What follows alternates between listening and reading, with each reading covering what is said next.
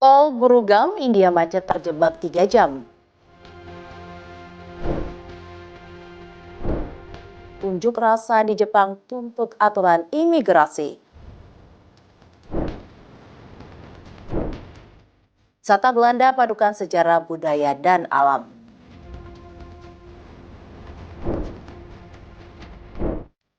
Halo pemirsa, jumpa lagi bersama saya Sanas Kairus di program Mata Dunia, program yang mengupas berita peristiwa global dari berbagai belahan dunia. Selain 3 berita utama tadi, akan ada informasi menarik lainnya yang sudah kami persiapkan. Berikut berita selengkapnya.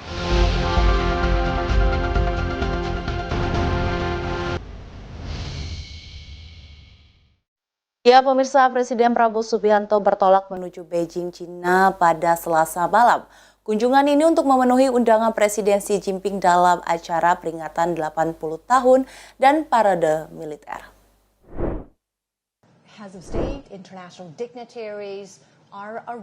Presiden Republik Indonesia Prabowo Subianto bertolak menuju Beijing, Republik Rakyat Tiongkok atau Cina, pada Selasa malam 2 September 2025. Kunjungan ini untuk memenuhi undangan Presiden Tiongkok Xi Jinping. Pesawat kepresidenan lepas landas dari Pangkalan TNI Angkatan Udara Halim Perdanakusuma Jakarta sekitar pukul 8 malam dengan rangkaian pendamping termasuk Sekretaris Kabinet Teddy Indrawijaya. Menteri Sekretaris Negara Prasetyo Hadi mengungkapkan undangan dari Presiden Xi Jinping dijadwalkan pada 31 Agustus 2025. Namun Presiden Prabowo menunda keberangkatan demi mempertimbangkan dinamika situasi di dalam negeri yang memerlukan perhatian khusus. Pemerintah Tiongkok secara khusus meminta kehadiran Presiden Prabowo dalam acara peringatan 80 tahun dan parade militer yang digelar di Beijing. Presiden Prabowo menilai kehadirannya sangat penting demi menjaga hubungan baik antara Indonesia dan Tiongkok. Keputusan berangkat ke Tiongkok diambil dengan pertimbangan matang lantaran kondisi nasional. Menteri Prasetyo menjelaskan setelah menghadiri parade militer pada Rabu pagi, 3 September 2025, Presiden Prabowo dijadwalkan langsung kembali ke tanah air pada malam hari. Selama berada di Beijing, Presiden Prabowo bertemu dan berinteraksi dengan sejumlah pemimpin dunia. Diharapkan pertemuan mampu membuka peluang dialog strategis, menguatkan hubungan bilateral antara Indonesia dan Tiongkok. Wakil Ketua Komisi 1 DPR Dev Laksono menanggapi permintaan Perserikatan Bangsa-Bangsa agar dilakukan investigasi atas dugaan pelanggaran hak asasi manusia atau HAM dalam aksi unjuk rasa selama beberapa hari pada pekan lalu. Dev menegaskan Indonesia adalah negara berdaulat, memiliki undang-undang serta mekanisme hukum sendiri. Aksi unjuk rasa di Indonesia beberapa waktu lalu menyedot perhatian dunia. Perserikatan Bangsa-Bangsa atau PBB turut memantau serangkaian kekerasan dalam gelombang demonstrasi di Indonesia. Wakil Ketua Komisi 1 DPR Dev Laksono menanggapi permintaan PBB menginvestigasi dugaan pelanggaran hak asasi manusia saat aksi unjuk rasa pada pekan lalu. Hal tersebut disampaikan Dev usai rapat dengan Kementerian Luar Negeri pada Selasa 2 September di Kompleks Parlemen Senayan, Jakarta. Dev menegaskan Indonesia adalah negara berdaulat, memiliki undang-undang serta mekanisme hukum. Menurut Dev, setiap dugaan pelanggaran harus diproses sesuai hukum berlaku di dalam negeri. Dengan Kemlu mungkin kita bisa bahas lebih dalam lagi tentang sikap Kemlu terhadap situasi tersebut. Akan tetapi kita memiliki kedaulatan, kita memiliki aturan undang-undang kita sendiri dan juga pelanggaran-pelanggaran yang dinilai itu ada, itu harus ada proses hukumnya, jadi kita serahkan kepada aparat hukum sesuai dengan aturan dan juga hukum yang kita miliki. Mengenai penangkapan sejumlah aktivis usai aksi, Dev menyebut hal tersebut bagian dari proses hukum. Dev menekankan perlu dilihat terlebih dahulu apakah melakukan pelanggaran atau hanya dimintai keterangan oleh aparat. Sebelumnya, juru bicara kantor HAM PBB Rafina Samdasani mendesak penyelidikan menyeluruh mengenai cara aparat keamanan menangani gelombang demonstrasi terjadi pekan lalu. Ia menyerukan investigasi yang cepat, menyeluruh dan transparan terhadap semua dugaan pelanggaran hukum HAM internasional termasuk penggunaan kekuatan. Dari Jakarta, Restu Wulandari, Mahendra Dewanata, Ade Chandra, Berita Nasional TV. Ya pemirsa, informasi selanjutnya, puluhan calon pekerja migran Indonesia PMI akan diberangkatkan ke Kamboja kena tipu. Korban dijanjikan gaji bernilai belasan juta rupiah. Dibekerjakan sebagai admin di situs judi online. Polisi menangkap 2 pelaku bertugas merekrut dan memberangkatkan para korban.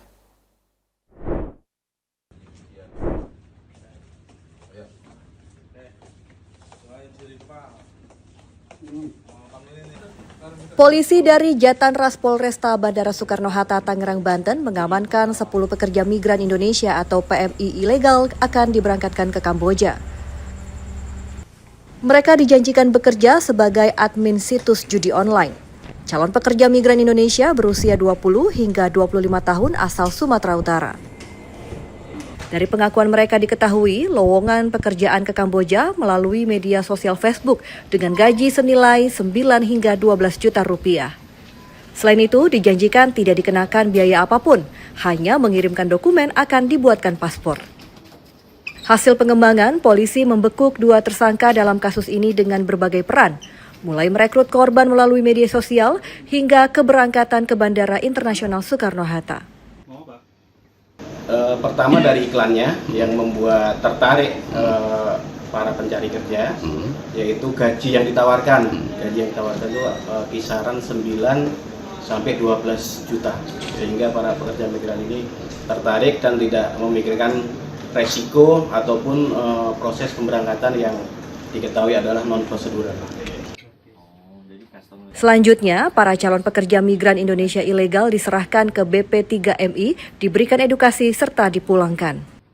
Untuk tersangka dijerat Undang-Undang Nomor 17 Tahun 2018 tentang Perlindungan PMI dan Undang-Undang Nomor 21 Tahun 2007 tentang Tindak Pidana Perdagangan Orang atau TPPO dengan ancaman maksimal 15 tahun penjara. Dari Tangerang, Mujeb Latumairisa, Berita Nasional TV.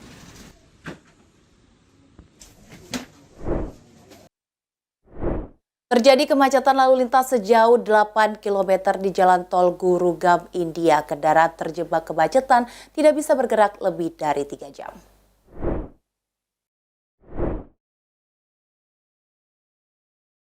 Mobil antre berjejer rapat tak bisa bergerak. Terjadi kemacetan arus lalu lintas di Jalan Tol Delhi-Jaipur sejauh 8 km. Pengendara terjebak kemacetan lebih dari 3 jam usai hujan deras melanda Gurugram pada Senin 1 September 2025. Badan Meteorologi India mengeluarkan peringatan oranye hujan deras hingga sangat deras pada 2 September 2025. Demikian disampaikan Otoritas Pengelolaan Bencana Distrik Gurugram. Jalan-jalan tergenang air parah. Kantor diimbau karyawan bekerja dari rumah. Sekolah-sekolah diinstruksikan mengadakan kelas online. Pemerintah setempat menginstruksikan semua petugas lapangan berada di markas dan siap melakukan tugas. Ya, jangan kemana-mana pemirsa, kami akan kembali usai jeda berikut ini. Tetap saksikan Mata Dunia.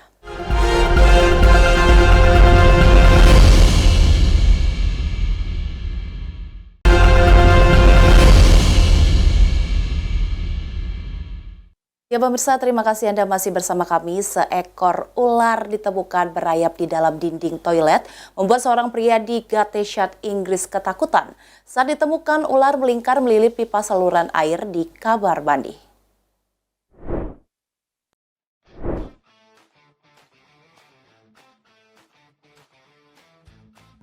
Seekor ular melilit pipa yang berada di dinding kamar mandi. Binatang reptil ini ditemukan seorang pria di Gateshead, Inggris.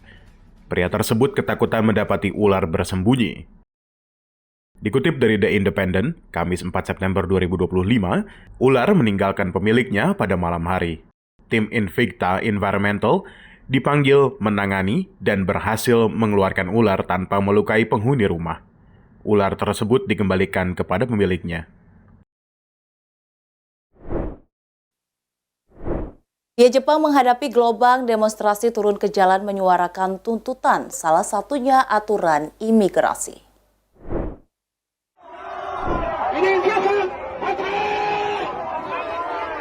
Demo anti-imigrasi terjadi di sejumlah kota besar di Jepang usai beredar berita tentang menciptakan Jepang sebagai kampung halaman bagi orang-orang asal Afrika pada akhir Agustus 2025. Jepang menghadapi gelombang demonstrasi turun ke jalan menuntut pengetatan aturan imigrasi. Para demonstran mengibarkan spanduk dan papan bertuliskan "Akhiri imigran massal" dan "Lindungi rakyat Jepang".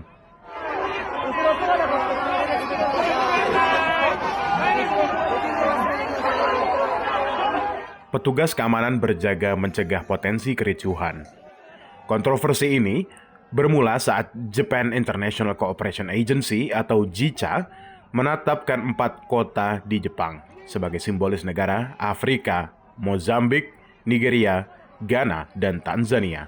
Pemerintah pusat menegaskan menerima peserta magang melalui program pelatihan dari JICA bersifat sementara dan pesertanya dikembalikan ke negara asal usai magang.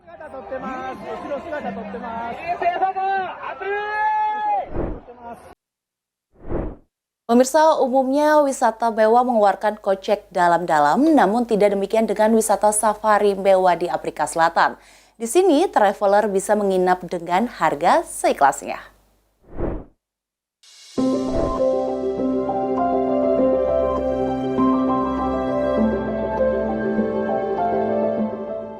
Adalah View and Far Luvondo menawarkan program wisata mewah bayar seikhlasnya.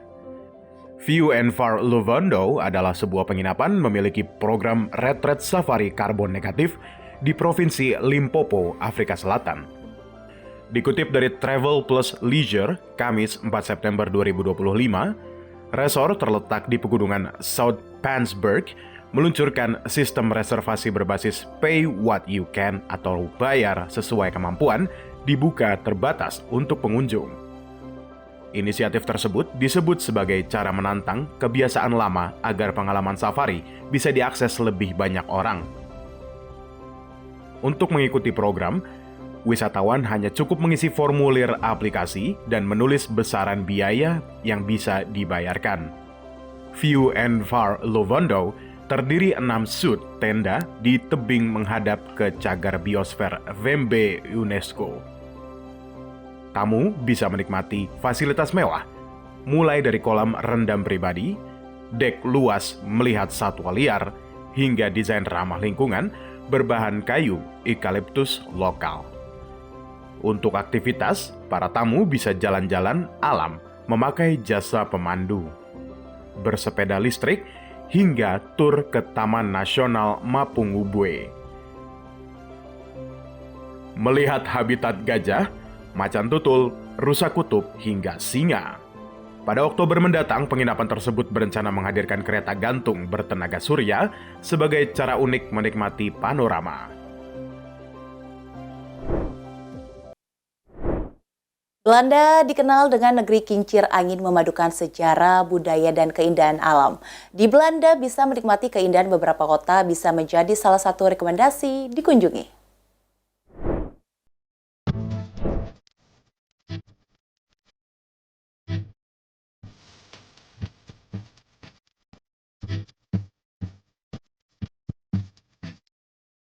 Amsterdam. Ibu kota Belanda dijuluki Venice of the North. Kota ini memiliki jaringan kanal sepanjang 100 km diakui UNESCO sebagai warisan dunia. Kehidupan di Amsterdam terasa santai, namun penuh energi. Dari kafe tepi kanal, museum kelas dunia seperti Rijksmuseum dan Van Gogh Museum, hingga pasar terapung Bloemenmarkt yang unik. Semua mencerminkan wajah modern sekaligus tradisional dari kota ini.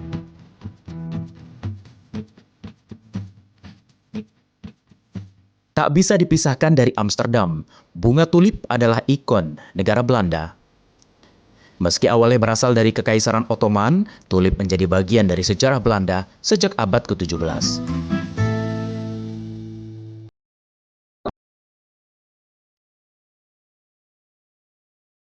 Jika Anda berkunjung ke Belanda, Keukenhof menjadi salah satu destinasi pilihan. Keukenhof merupakan taman bunga terbesar di dunia. Pada musim semi, lebih dari 7 juta bunga bermekaran di lahan seluas 32 hektar. taman ini hanya buka selama 8 minggu dalam setahun, hingga menjadikannya destinasi sangat ditunggu wisatawan dari seluruh dunia. Parade bunga tahunan seperti Bloemen Corso semakin menambah daya tarik kota kecil penuh warna. Dari ladang tulip, perjalanan berlanjut ke desa yang tenang dan unik, yaitu Giethoorn. Bayangkan, apa jadinya jika terdapat sebuah desa tanpa jalan raya? Disinilah Giethoorn. Transportasi utama adalah perahu. Kanal sepanjang lebih dari 7 km menghubungkan rumah-rumah beratap jerami yang indah. Desa ini dijuluki Venice of the North versi pedesaan. Di sini wisatawan bisa berkeliling dengan perahu listrik senyap atau sekedar menikmati suasana damai dengan berjalan kaki dan bersepeda. Pada musim dingin, kanal di sini bisa berubah menjadi lintasan seluncur es alami. Tak jauh dari Amsterdam, hanya 20 menit perjalanan kereta, terdapat sebuah kota bersejarah disebut sebagai Kota Bunga. Haarlem sudah dikenal sejak abad pertengahan sebagai pusat perdagangan bunga tulip. Di Grote Markt yang megah, berdiri gereja Santa Bavo dengan arsitektur gotik yang memukau. Tak ketinggalan, Teylers, museum tertua di Belanda, menyimpan warisan seni dan sains. Kota ini memadukan pesona klasik dengan kehidupan modern, menjadikannya destinasi ideal. Perjalanan sehari dari Amsterdam.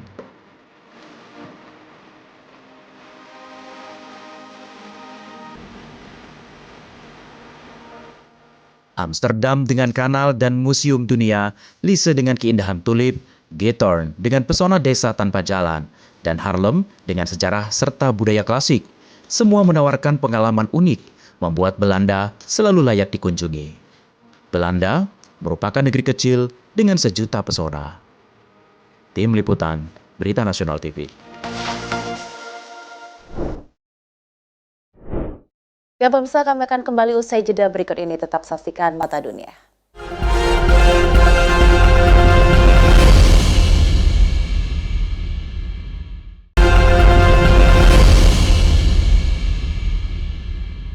Ya pemirsa, terima kasih Anda masih bersama kami di Mata Dunia. Selanjutnya, sekitar 66% di Amerika memiliki hewan peliharaan dan bisnis terkait seperti makanan, perawatan dan perlengkapan dan pemakaman bernilai miliaran dolar per tahun. Tim VOA mengajak berkunjung ke Hartsville Pet Cemetery, taman makam hewan peliharaan tertua di Amerika Serikat. Warga rela menghabiskan ribuan dolar untuk peristirahatan terakhir binatang kesayangannya. Beberapa hari seminggu, Mark mengunjungi makam Boots, kucing kesayangannya yang mati di usia 17 tahun pada Agustus 2020.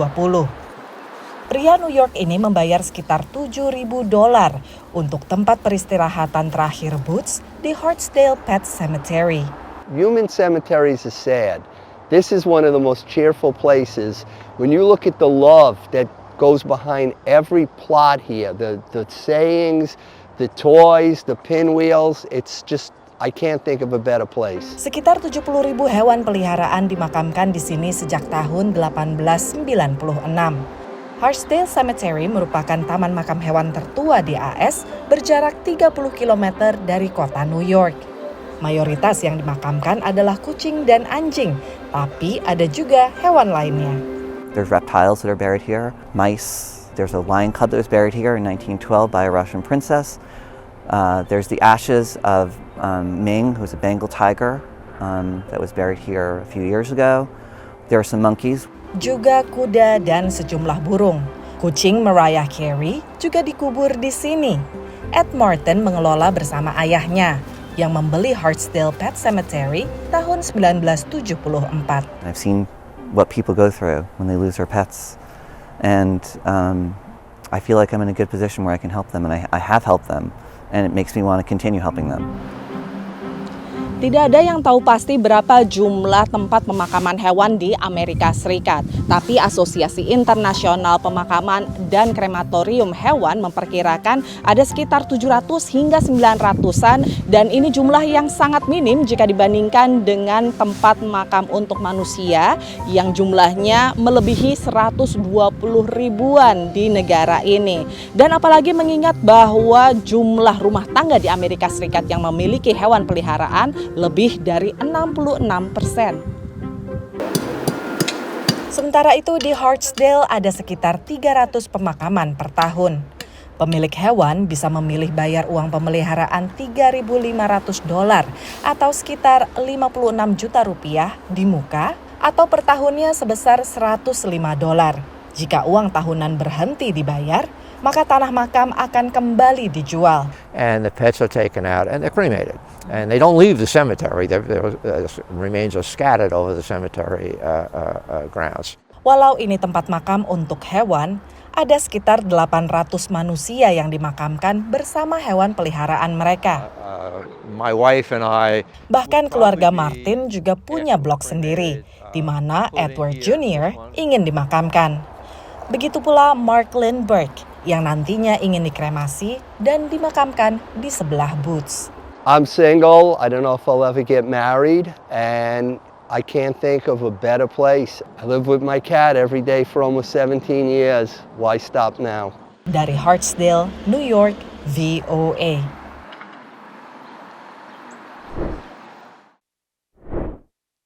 Sebagai lembaga kepolisian tertua di Amerika Serikat, US Park Police adalah satuan pengamanan nasional pertama dengan yurisdiksi semua taman nasional di Washington DC, kota New York, San Francisco, dan lainnya. Tim VOA mengajak Anda melihat satuan berkuda, unit tertua US Park Police yang dibentuk oleh Presiden George Washington abad ke-18.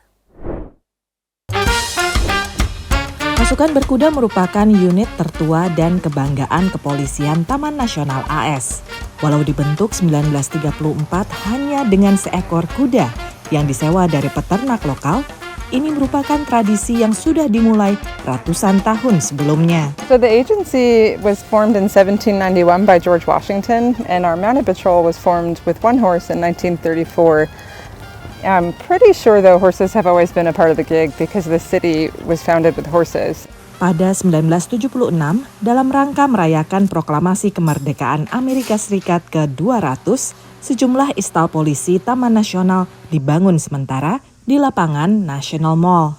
Pihak National Mall menilai istal yang usianya hampir 50 tahun ini perlu direnovasi sebagai bagian dari sejarah Washington DC. The horses of the mounted unit patrol the National Mall. They're really a friendly equine presence. You know, they can greet and guide the public and make sure everyone stays safe. You know, they say that one mounted patrol officer is worth 15 officers on the ground because of that presence they have when they're on horseback.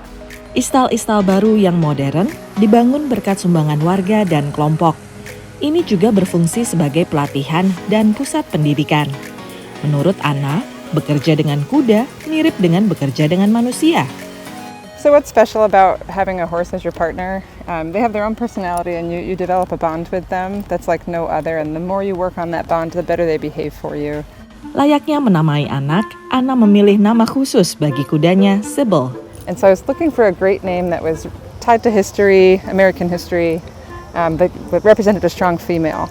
And I found the story of Sybil Ludington. Sybil Ludington, who's from upstate New York, she was about 16 years old and she rode 40 miles through the night over to Connecticut and back, warning that the British were coming. And so she's celebrated as a war heroine. Ini pekerjaan impiannya, keliling alun-alun nasional ibu kota bersama teman kepercayaan, bertemu orang dari berbagai bangsa yang biasanya selalu tersenyum melihat mereka. Dari Washington DC, VOA. Ya pemirsa, tidak terasa sudah 30 menit saya menemani Anda berita tadi, sekaligus menutup jumpa kita pada program Mata Dunia kali ini. Saya Saras Kairus beserta kru yang bertugas pamit undur diri, terima kasih dan sampai jumpa.